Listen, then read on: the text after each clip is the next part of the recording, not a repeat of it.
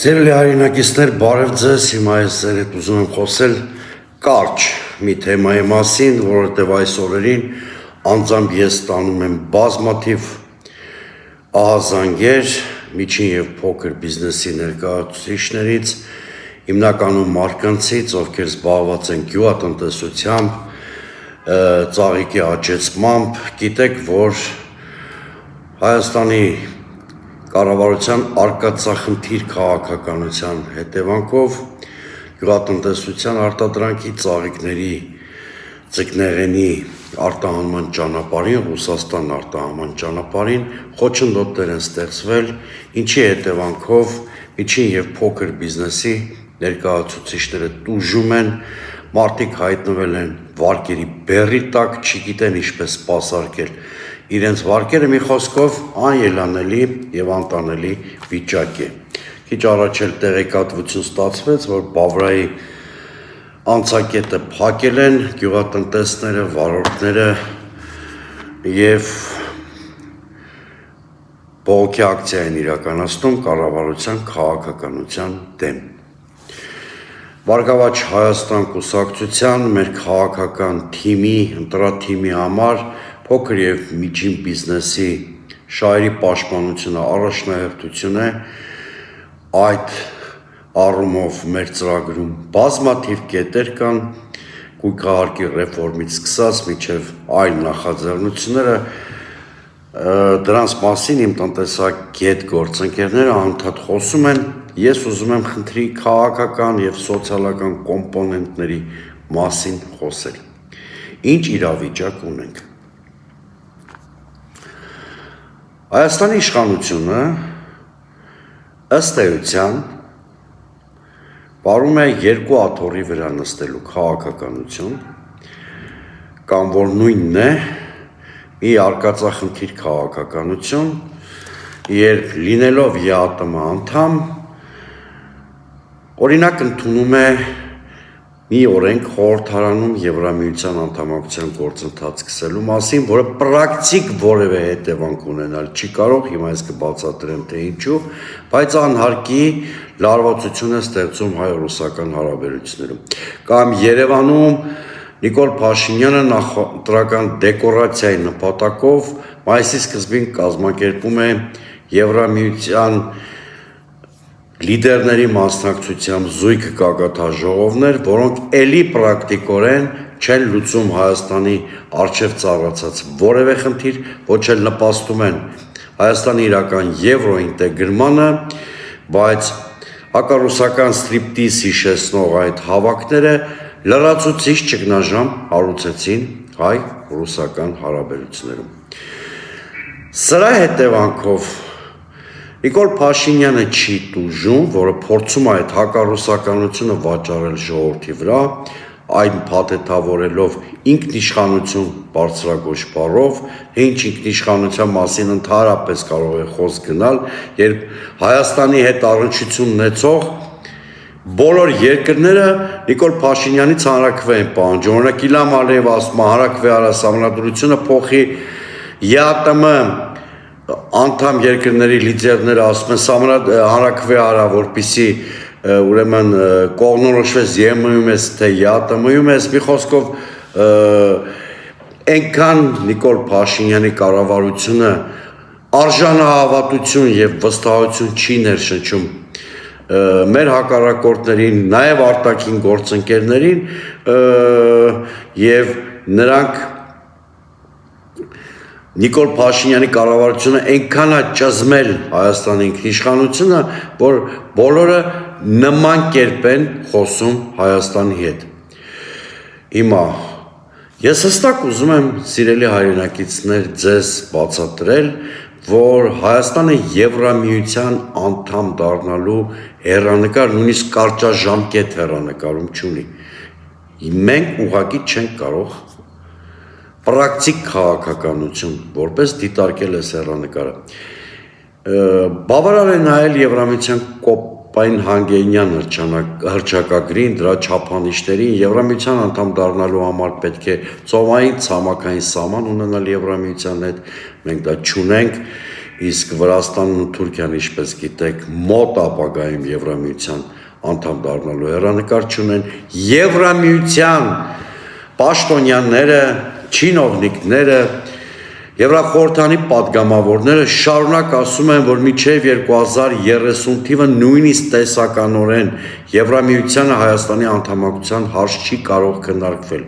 Նրանց համար այս պահին առաջնահերթություն են Բալկանները, նույնիսկ Ուկրաինայի եւ Մոլդովայի հարցում չկա կոնսենսուս, նրանք անդամության տեխնացու եմ դրա համար եմ ասում, որ այդ երկրներին արագ կընդունեն Եվրամիություն։ Ի վերջո Բրյուսելում, եվրոպական այլ քաղաքներում տարբերակներ են փնտրում Ռուսաստանի հետ այս ճգնաժամային հարաբերությունները հաղթահարելու համար եւ ես չեմ կարծում, որ որևէ երկրի, հատկապես այդ սովետական որևէ երկրի Եվրամիության անդամակցության հեռանկար շատ իրական է։ Իսկ Հայաստանի մասով ընդհանրապես նման հեռանկար չկա, բայց Հայաստանի իշխանությունը տրվելով պատրանքներին,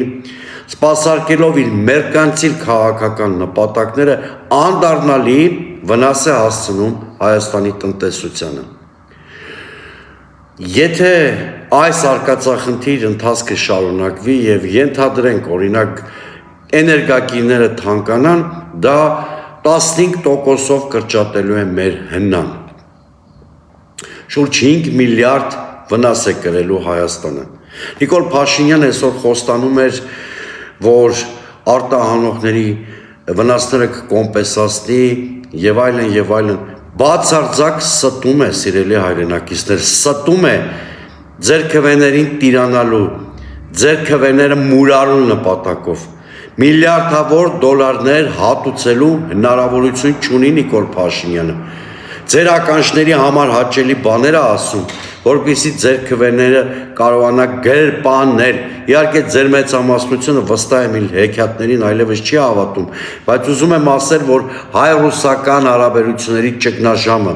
Ռուսաստանում Հայաստանի նկատմամբ տնտեսական քաղաքականության փիլիսոփայության վերանայումը Հայաստանի վրա նստելու է 5 միլիարդ դոլար։ Եթե նման գումարներ Հայաստանի կառավարությունը տնօրիներ, հենց այս կառավարության թեթև ձեռքով 8 միլիարդ դոլարով Հայաստանի պետական պարտքը չէր աճի։ Սիրելի հայրենակիցներ, դուք ունեք բացառիկ հնարավորություն ձեր մոտալուտ աղքատությունը, աշխատատեղերի կրճատման տխուր հեռանկարը, տնտեսության կրճատման ահագնացող վտանգը կանխելու համար։ Եթե այս արկածախնդիր քաղաքականությունը շարունակվի, մեր տնտեսությունը կրճատվելու է, աշխատատեղեր են փակվելու։ Գազի հնարավոր թանկացումը բերելու է շղթայական էֆեկտով ամեն ինչի թանկացմանը եւ Հայաստանը հայտնվելու է շատ ծանր իրավիճակում, ժողովուրդը աղքատանալու է, եւ այս ամենը ոչ թե օբյեկտիվ պատճառներով է տեղի ունենալու, այլ միայն այն բանի համար, որ այդպիսին է Նիկոլ Փաշինյանի քմահաճույքը։ Այդպիսի գին մենք պիտի վճարենք, որպեսզի Նիկոլ Փաշինյանը կարողանա հակառուսականությունը շահագործելով վերարտադրել իր իշխանությունը։ Ես դες կոչ եմ անում։ Հերու չէ ընտրությունների օրը, մի քանի օրից մենք ճակատագրական ընտրության հնարավորություն ունենք։ Մերժեք այս իշխանությունը, որպեսզի երկիրը տնտեսական եւ էներգետիկ կոլապսի եզրին չհայտնվի։ Մերժեք այս իշխանությանը, որպեսզի Հայաստանի Հանրապետության անվտանգային համակարգը միջև վերջ չփլուզվի